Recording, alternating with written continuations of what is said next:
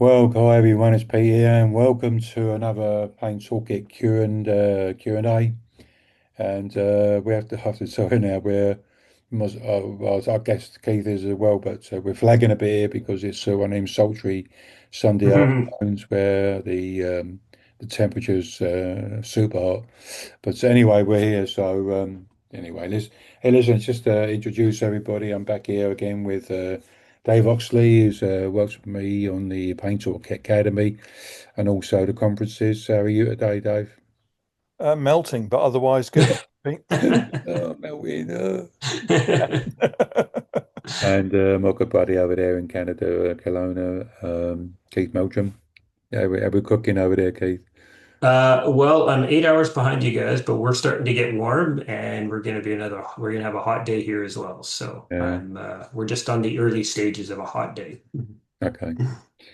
Well, we've got some super duper questions, and I had a good one. I think we should start off with really from a GP called I'm assuming it's his real name, but it's a GP called Jack, Hmm. and he sent in a question, and it's just quite a simple one, really. Should we pay, or should the NHS, or um, I'm guessing perhaps those countries that have insurance, have health insurance, etc.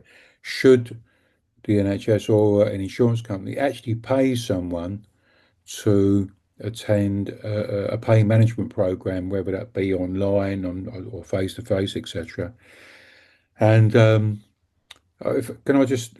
It's because I've been really thinking about this, and there's Hmm. been a bit of not pushback, but it's been quite interesting, really, the feedback I've had from that question. Hmm. And it's got me thinking really because I started to think to myself, well, back in the day, I remember the people at the Department of Works and Pensions telling me years ago that the amount of time I had off work, um, I didn't work from 92 till to 2000. So during that time, I was getting sickness pay. Um, Here we call it council tax. I think they were paying most of my mortgage and my flat where I lived, and I wasn't obviously wasn't working, so I wasn't paying any taxes. And apparently, it works out. Then back then, it would have worked out about 350k. And then I did on Saturday, what's today, Sunday, I think yesterday morning, I did a Bank of England sort of a calculator of how much that would be in today's money, and I think it was 650,000 something. Hmm. So, and I was got to thinking, well, how many more out there like me, sort of thing, stuck in the system, stuck in a medical model, racking up, the costings, etc. So, I'm not sure if I want to go down that route of thinking that people should get paid, or not sure they could be paid. But it's an idea because I think there'd have to be provisos with it. People wouldn't get the money. Not only, I mean, I'm just talking off the top of my head. People wouldn't get Hmm. paid. They wouldn't actually got paid until they actually perhaps they'd return to work, and then probably won't get if they didn't get the money unless they was in work for 2 years, etc.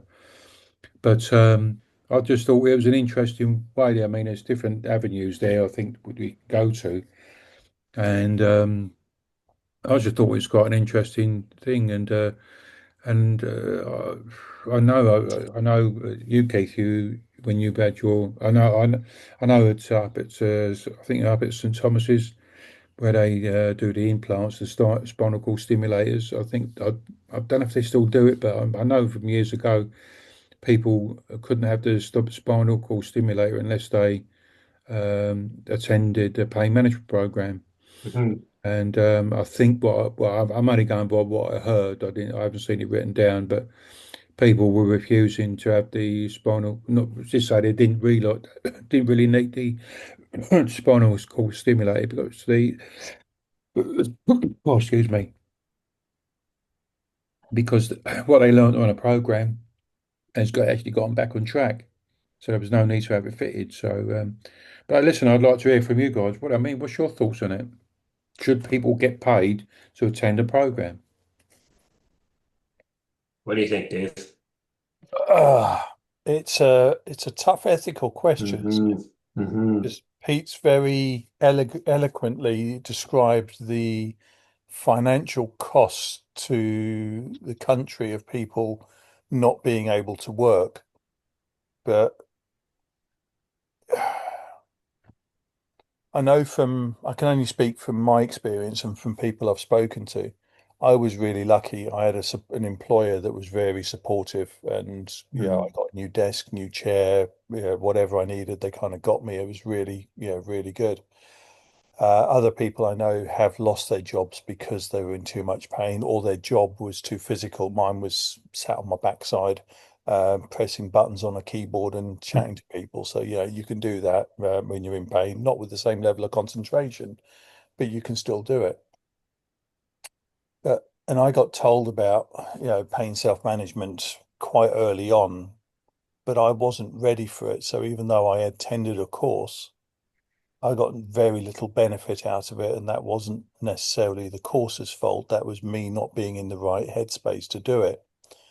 So I worry that you would end up with people on the course that are doing it for all the right intentions. mm, Well, sorry, the people on the Hmm. course now are doing it for the right intentions, whereas if you pay people to go on the course, that might distract from those that are actually ready to hear the message mm, and do it. And if you've got some that are working and attending the course, therefore not getting paid versus people not working, getting unemployment benefit, sickness benefit, and also getting paid for it, it it ends up in uh, a bit of an awkward place. And like Pete, I've spent some time thinking about it this week, and I can't definitively say yes or no. mm, I think it's a bit like the thing that came to my mind was the universal basic income, where they've done the experiments, and by and Hmm. large, it's been successful, where people Hmm. have either managed to stay out of trouble and keep the house they're in. Some people have carried on working, or they've got into work as a result of having that income and then gone on. So I think it sort of falls into that same sort of bracket that it's worth experimenting, doing controlled trials to see whether it makes a difference, but I wouldn't go gung ho on it, and I would no, do a phased rollout. yeah. What about you, Keith, as you kindly step back and let me go second? Well, it's a really interesting question. And interestingly enough, a few years ago, when I was presenting at a conference in San Diego in California, there was somebody who asked a very similar question. He was a doctor at the back of the room. And this is when Pete, our good friend Joe Belton, and I were doing a presentation.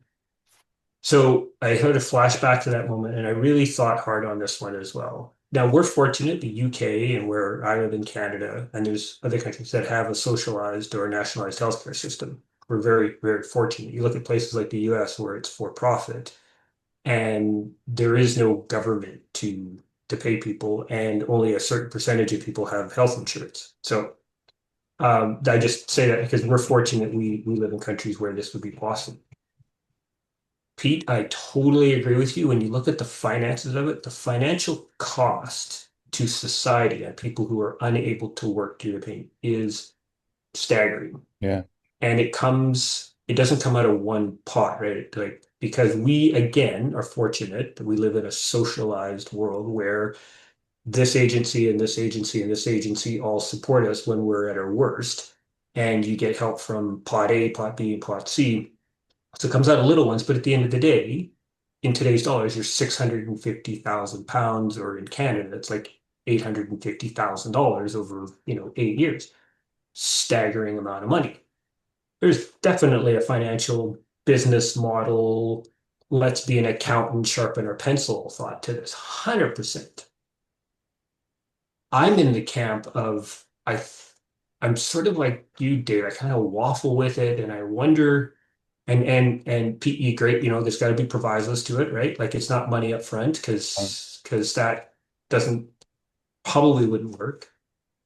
In an altruistic world, I would love to see I think if you even took a portion of that money that was paid to people, and this is true altruism, and you redesigned systems so that people had all the supports they needed from the beginning, so they didn't get into this place of healthcare providers not knowing what else to do. I can't do anything for you. They don't have the support, they don't have the education, and they're like, I don't know what to do with you. If we could flip the system upside down by investing in it with even half of those dollars that we spend to people and re-engineering the system so that people at all sports going, because like you said, Dave, I think a lot of people, and I would have been one of them, that the first time I was introduced to any kind of self-management, I wasn't in the right headspace.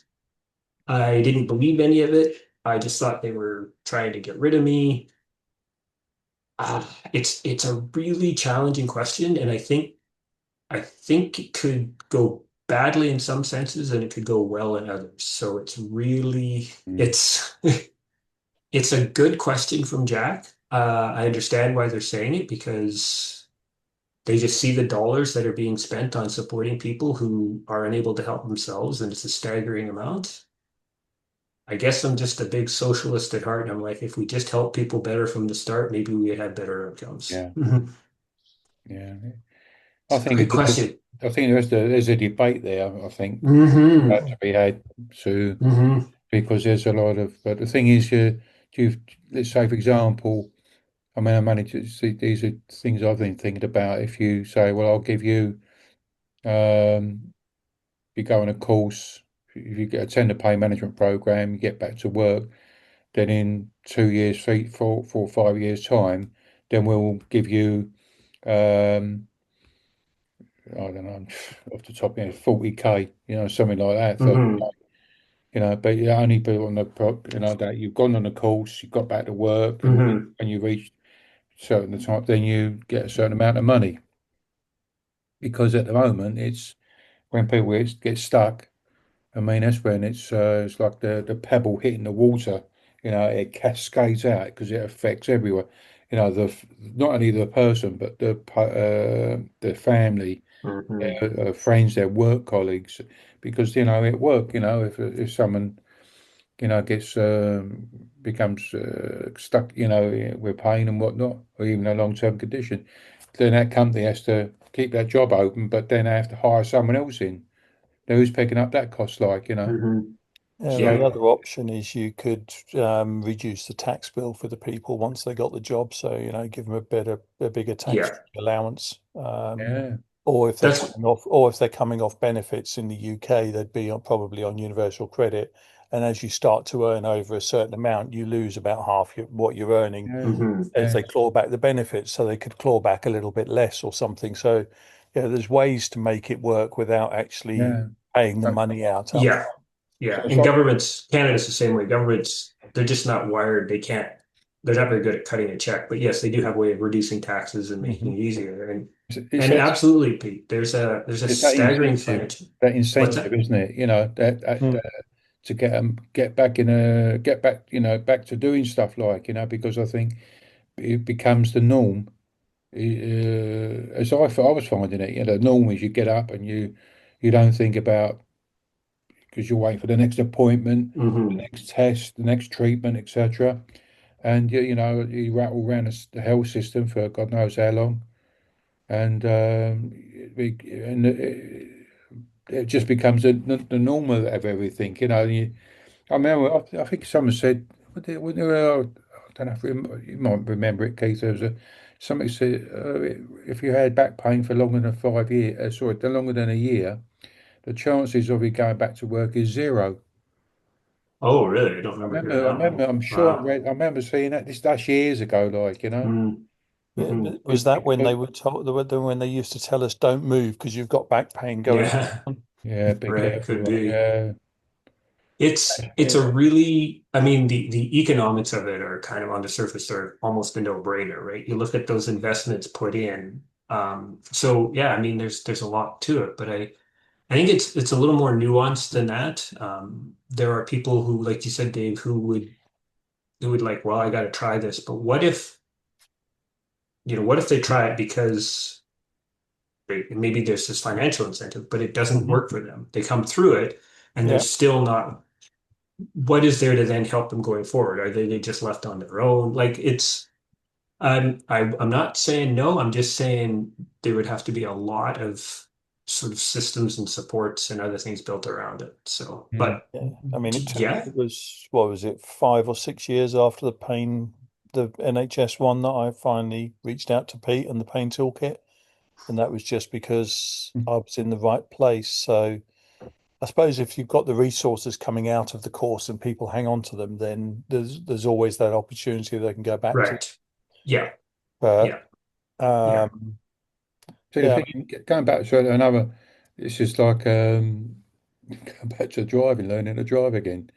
I mean, everybody wants to learn to drive. They're not saying, mhm. "Oh, pay me to learn to drive," or "Oh, I don't Hmm. know if I really want to do that." But the people say, "No, driving's not for me." It's minimal, but everyone wants to learn to drive because the payback for learning to drive, it gives them ability to go places. Hmm. Mhm. But and so why can't we get that sort of that same bloody flies around here at the moment? Hmm. See me waving my arms and not anything bonkers. But so the incentive is there to learn to drive because the payoff for it is that you can get from A to B faster than taking public transport. Gives you the independence. Hmm. We the three of us know, and all of the other self-managers out there, and everyone else out there in self-management land knows that if you get into self-management, you regain your independence again. But it's selling that they're selling that message. How do we? I don't think we're very good at selling that message to people who are still struggling, So Yeah. I think one of the big differences between the NHS course and the Pain Toolkit was the fact that the Pain Toolkit's led by people, by you, Pete, but Hmm. people that have gone through it and are self-managers. mm, And I don't know what your input program, how that was led, but I think that for me, it was more powerful coming from Hmm. somebody that's done it themselves yeah, than coming from a professional that, and I'm not wishing ill on them, but they weren't suffering. yeah, So, Hmm. Yeah. it's at some points it felt a bit hollow. mm, Hmm.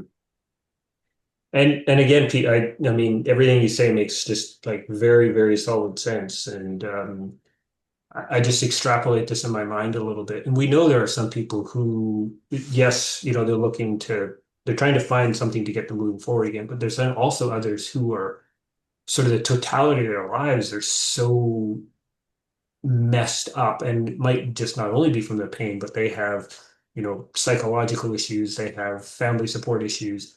And if you don't properly address those, and pain management programs can, but you also need to have a bigger social safety net to catch those people to help them yeah, because, think of people who just have no family support and like all of these things, you got to make sure you wrap your arms around the whole yeah, thing. But it's, I mean, just on the face of it, the numbers are staggering, right? Like that's a staggering amount of money. And thank God that we all live in countries that we have that available to us. yeah, People in the United States and other countries, they don't. mm, Like if you don't have health insurance in the US, you got nothing. You're totally on your own. So, yeah. And I know, and with all due respect to our US friends, I don't think they could ever wrap their heads around this concept. They would never, ever think of this. From looking at their medical stuff and the debates from afar, yeah, I agree with you, Keith. Yeah. I don't claim to So, be an expert, but it's just the impression I get that it would be shot down in flames. yeah. So whereas, the NHS and in Canada, sort of our healthcare in Canada is yeah. federal and then delivered by each province. But we Mhm. we have a tendency in our countries to support one another. No matter what your situation is, we do the best we can. So I like his idea. I think It's interesting, isn't it? it's worth a lot of debate and discussion. Yeah. I think I'd go further and say it's worth a trial because, yeah, Yeah. you know, Yeah. it's not the cost of paying somebody for 2 weeks or a week or whatever on the course and running the course is still a drop in the ocean on a Hmm. yeah, trial peanuts, basis. peanuts. Yeah. Yeah. Yeah, and if Yeah. anyone listening to this needs somebody to come in and run the course, have a chat to Mr. Moore here. He's really Yeah, running those types of courses. there you go. No, no, Yeah. yeah, it isn't got. I mean, well, I think the three of us will be really good at running it, like, so Mhm. Yeah, do I've got a day job. This is my you? side gig, so I know, but Well, yeah, thanks. we could do it, and yeah. but I tell you what would be really cool was to run one here and run one in Canada. Mhm. Well, So And thanks to you're have the just after outcomes a up. holiday in Canada, aren't you? Or by somebody else, but you. That could be on Zoom. But yeah, I mean, why not? It's Yeah. I mean, you yeah. did that online one as a trial in what, 2021, Pete? yeah, yeah, That was a really good course. I'd yeah, been attending the cafes and done the half day course by then, and I still learnt a hell of a lot more. And that was what, 14 months into my journey? yeah. Mm. That was all very easy peasy lemon squeezy. When I enjoyed it. We did one for the UK. We did one for the Australians as well. Oh, did you? Okay. Yeah, Nice. Yeah. the UK one was I think I can't remember how many attendees, but yeah, we just sort of tried it because I was just trying to think if people, where we was running the workshops, like half day workshops, was that enough or, because it's just like a quit and hit and miss, hit and Hmm. run sort of thing. And I thought if we could do half a day for, over 2 weeks, so Monday through Friday, a half day each day, that about we covered loads of things like, Hmm. that would really get people back on track. Yeah, Hmm. there were Um, 5 or 6 of us on there, and I don't think any of them came to the cafes or anything no, afterwards. no, yeah, that was a donation only. That was so we there was no anyway. Yeah. Anyway, we could if you want to whoever, if you're watching this, hearing this, I'm sure that we could come up. We could do a trial, etc. Organise something, but for food for thought, and also I think Hmm. perhaps even a debate at a conference or something. Um, saying this is for this for Right. approach, and people saying no, not for. But I'm Yeah. Yep. sure you can't tell me that we haven't got there isn't the expertise out there to come up with something like and then come up with some. I mean, the monies to do it will be peanuts to run a trial and Mhm. see, see how it works really, like. But hey, we're here. Yeah. We're open to help you guys. Whoever's watching, decision makers land out there. Hmm. It would be good for our conversations when they resume in the winter, Pete. I think so. Yeah, I think it Hmm. comes in October. I think. Yeah. Yeah, I know it's stupid o'clock at night because we have to wait for the US, for the Australians and New Zealanders to wake up. But yeah, it keeps all right. We don't mind doing it. Yeah.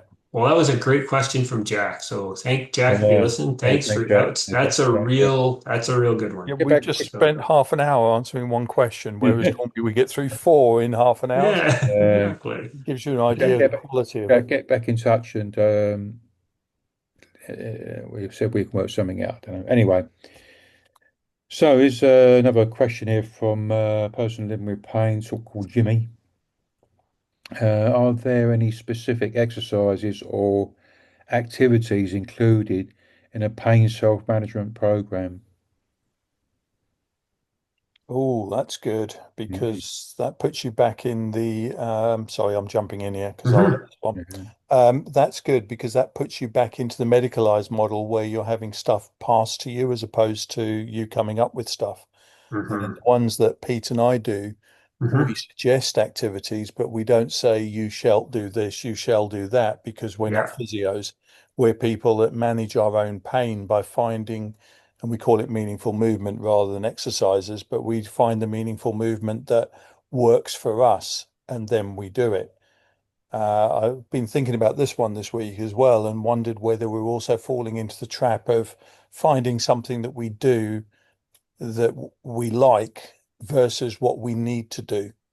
But Mhm. that's probably another question as opposed to the one that Jimmy asked. But that's where Hmm. Jimmy's question led me. What about you? Hmm. Well, it's the thing is exercises because that's an interesting word, isn't it? Because we're looking at it from doing something physically, but if you go back to that then those courses you took part in, Dave. we did some exercises in there. In other words, where the exercise was to set an action plan. Yep. Mhm. So you could call that like an exercise was making an action plan to Hmm. feedback, what you was going to do that day and feedback on what you did like, So, but I know what you mean, like exercise, like in a physical sense, like. But Yeah. Mhm. I think people, that's where like people like Katie Napton and the other physios and but they need to go see a professional person where they can prescribe the right exercises for them. Like, wouldn't be. Hmm. I think, hey, listen, we're professional self managers, like, but we're not exercise dudes, like, So, Keith, what about you? I pick up on what Dave said when we talk about exercise, and I would suggest that all too often when healthcare providers are talking about, well, one of the most important things you need to do for your body is get exercise, they're talking traditional exercise, Yeah. and that's, well, if you didn't do it, and let's face it, Pete, you're a big gym rat. That's your thing. I like to do my part of my meaningful movement is exercise. Some people, they're just not wired that way, and so if Mm. they don't do it, they're told that they failed. Yeah. Hmm. So it's the meaningful movement, and I'm a big fan of get somebody moving, doing something they like, Yep. and over time, they may start to explore other. And this, I think, this goes a little bit to what you were saying, Dave. Over time they may find that there are other things that they want to try, but they're not going to jump right into that. Because if gardening is the thing that you love, because let me tell you, gardening is exercise. I see my wife out there, she comes in, she's just sweating after 6 hours of doing stuff. That moves the body. And over Hmm. time, then people might be, hey, I can do that and I enjoy it and my body's okay. Oh, Yep. maybe I will try or be open to something else. But even if that's the only thing they do, it's not bad. It's great because moving your body is more important than doing what we're now sitting on our butts. But and I'm right, it can't be prescribed. You need to support people and say, what is the thing that brings you joy and happiness? Then do that. And let's work to get you back doing that. And that, yeah, and with the action plan comes the level of confidence, but also the Mhm. pacing. So, Yes. whatever you do, if you get given exercises by a physio or you do the meaningful movement and find something you like, read up on pacing and Yeah. pace yourself. Yes. Because you don't want to kill your love of something. You'll Yeah. kill your love of gardening, for example, Yeah. Yeah. Keith, because you overdo it and it Yeah. makes the Yeah. pain a hell of a lot worse. Yeah. You've got to pace it. And I'll back up on the gardening. I put 9 plants in a few weeks ago with my 18-year-old son. I came in and I could wring my t-shirt out. Yeah. He came in and went, "Oh, mine's not that wet. What happened to you?" It's like, hang on a Suck. minute. Yeah. No, I didn't Yeah. have the Uh, energy. what was that? I saw on Instagram recently where um, I thought was great. It was in Japan. They do actually they prescribe nature. Get Yes, out into nature, and there's other I places posted do it it on as there. And well. then I heard just the people up in Scotland. The docs up there prescribe getting out into nature. Then the Hmm. Canadians kicked in and said, "Well, we do it over here." Yeah. You Hmm. see, it seems to Yeah. be quite a common thing, like, just getting out Yeah. into nature. I mean, at the end of the day, that is meaningful movement. You're getting out. It, I was out there this yeah. morning, I did a little walk with me straw hat on and Yeah. stuff like that. But I was looking around thinking, wow, this is fantastic. Like, I could hear the birds singing and, all that sort of Right. stuff, really. Because we know, and we talk about traditional exercise, and I know my brain's kind of wired that way, and people think, well, if I'm not doing like heavy hard work, it's not help. No, go for a walk. Like Yeah. Mm, that's great. And then Pete, you just hit the nail on the head because it's more than the physical, it's the emotional and the psychological and the spiritual that comes from it. When you move, when you haven't been able to for a long time, and maybe somebody was a prolific walker, but if you start them off slow and they can walk 100 meters, and then 2 weeks later they do 150 meters, their mindset, they're like, I'm doing it and I feel so good physically, emotionally. It's just, and do it in nature. Wow, what better place, right? With the birds and all yeah, the great things. It just seems so simple, but there's still too much of a focus on if you don't go and lift a heavy steel bar, yeah, Yeah. you're a failure. And So a lot of people go, well, then I just have a failure. I give a shout out to people with wheelchair users that there are there are places I can't remember there's a website actually that where they come up with like where you can go and do the nature stuff for Hmm. if you're a wheelchair user. And I Hmm. remember seeing I think it was in Holland, the Netherlands, where they put mats down I think on the beach so you can Yes, Yeah. I saw uh, that. Yeah. uh, and Yeah. get you can wheel yourself into the ocean sort of thing like Yeah, I I was on think holiday in 2018 in Greece, one of the Greek islands, and they had wooden boards going all the way down so that the Nice. people with wheelchairs could Yeah. get, right the way to the sea. Yeah. The other one I like is those wheels on the, Hmm. the beach Yeah. wheelchairs. I Yeah. just like the wheels. The wheelchair I don't want. I just like the wheels. Get people moving, get them outside, get yeah, them in see the nature, sun, and Yeah, or yeah. things around the house. If people still iron, you've got that washing up, vacuuming, dusting. All of those things are moving you, therefore they're exercise. And Hmm. you don't, as Keith said, you don't have to break out a sweat, and no one wants to whilst they're dusting. You know, yeah, just doing something. You're moving Yeah. your body, you're making your muscles move. That's what Hmm. we're after. Absolutely. Yeah. Mhm. Okay, well, one here from next question from a healthcare professional called Julia. She says, it's just this actually taps into a little bit of from Dr. Jack's thing, question.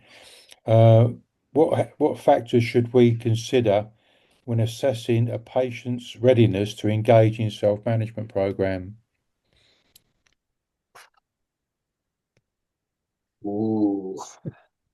All yours, Keith. So, yeah. So again, I'm speaking for me. And again, I never went through a self-management program, right? I never had that opportunity. I had to learn it on my own. All I can say for me is you have to somehow know if the person is at that place. And I'm going to use a word that we don't like, that acceptance or that willingness, that part of their life where they're like, this pain is probably going to be with me for a while, might be a long while. Because for me, I was always looking for it to go away, just make it go away. And until I finally went, maybe it's not. So what can I do to live the best life that I can with it?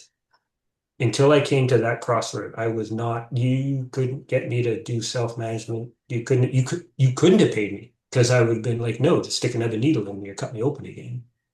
So that's where there has to be enough sort of time and energy put into somebody to help them understand what their life is, what their pain is. But in fact, maybe they have pain, but they're not damaging themselves. So if you move, even though like it hurts, you're not actually ripping the body apart, which I thought it was. To get to that place of, okay, this is my life, and I'm going to do all that I can to live the best life I can with it. Hmm. First thought comes to my mind. Yeah. It's a tricky Um, one. yeah, Hmm. that's what Until, drove me to the Pain Toolkit in 2019 was, I'd done the course 4, 5, 6 years earlier and nothing had changed. And Hmm.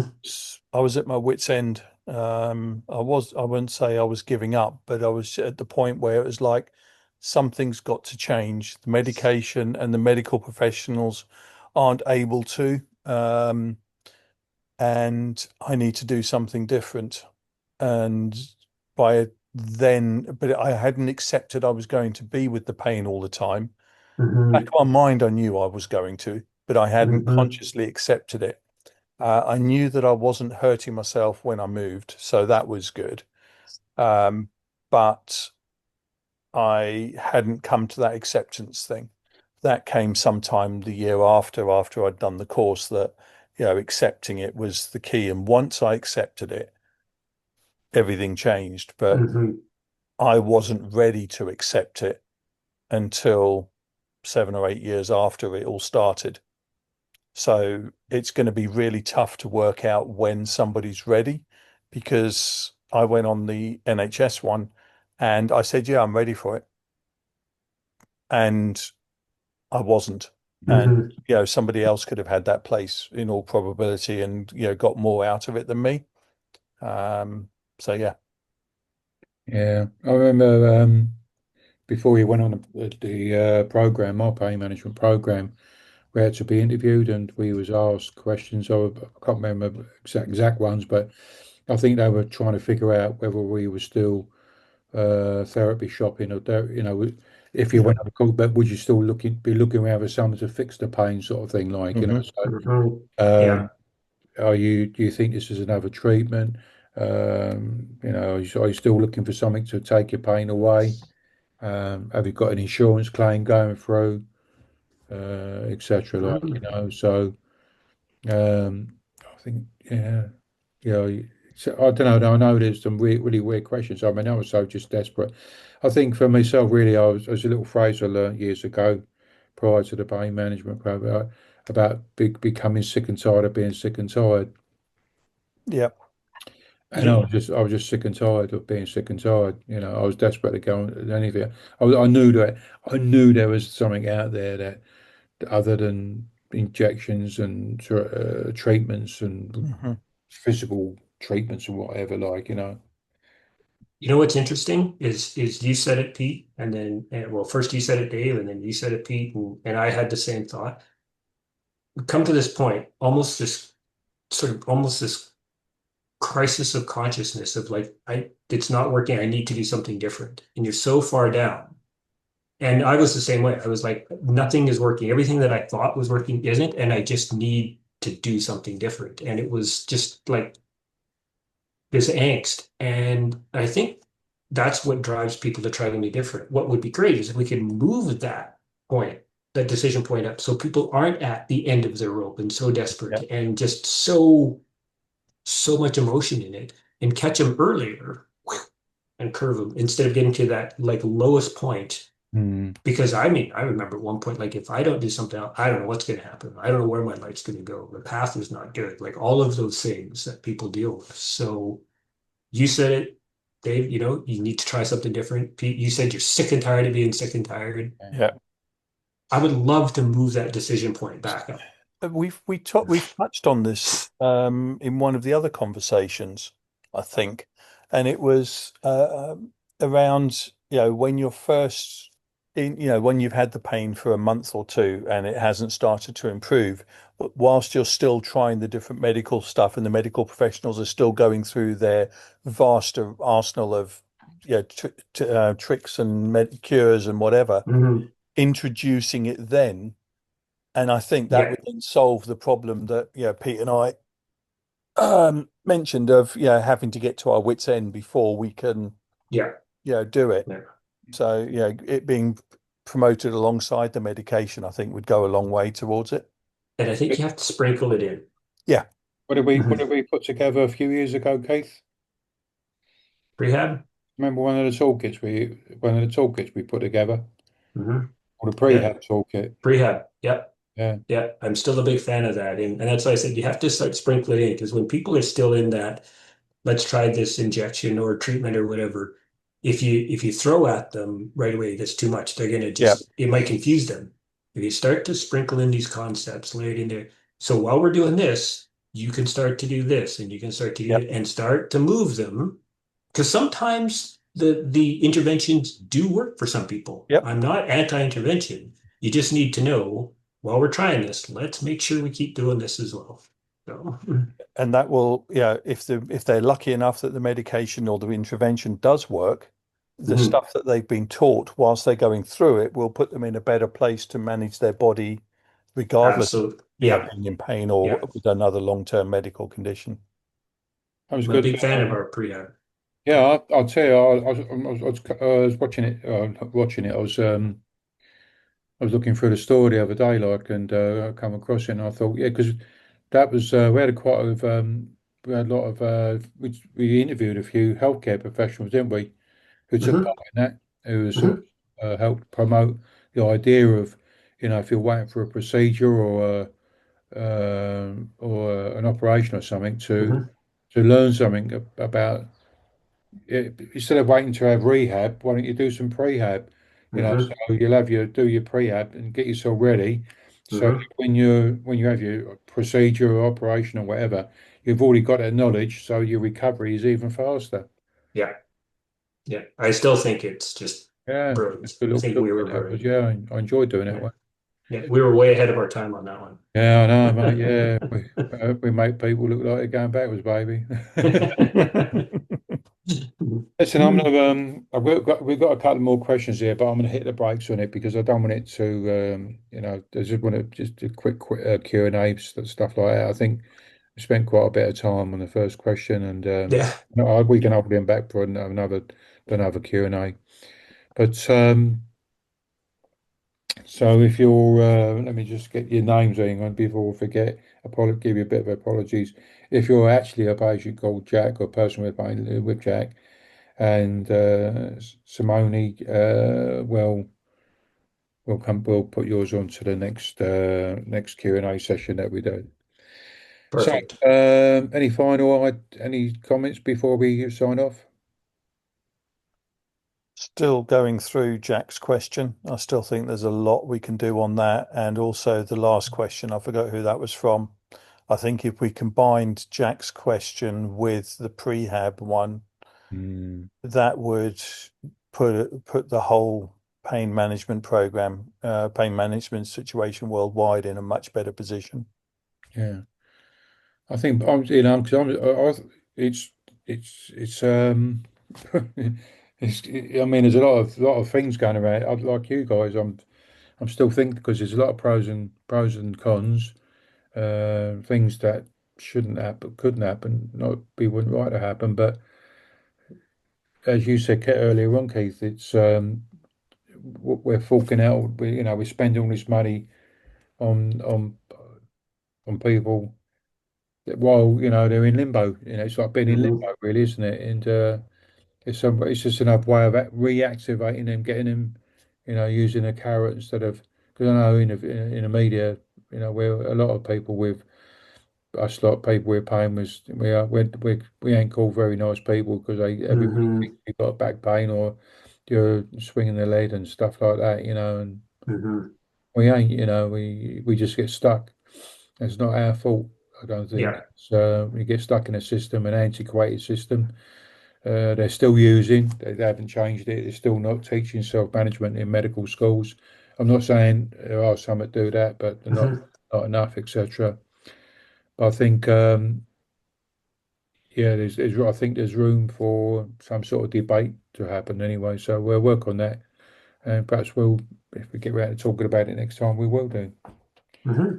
So I'll say goodbye to everyone, and so we got a few more in the UK here. We've got a few more days of very hot weather, baby. Hmm. Stay hydrated, and I want to thank you guys for taking part. I think that I don't know about you. I'm really enjoying these now. I think we've sort of. Do you know? I've come up with this other idea. Do you think it's worth getting a guest speaker in or guest to join us?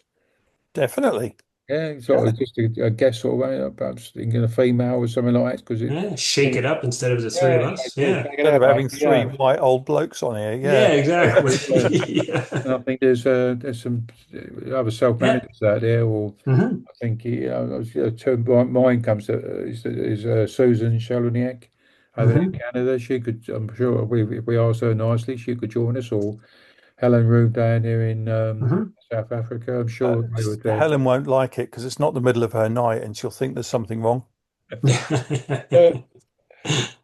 Yeah, so let me work on that. So we can Yeah, nice. Yeah. get some guest speakers in. I think it'd be quite cool. I think because Good idea. it's too male dominated, Hmm. Definitely, yeah. All right. Hmm. Yeah. Anyway, take care, everyone. See you All soon. right. Take See care you on next that. time, guys. Bye all. Take care. Thanks, Bye. everyone. Bye.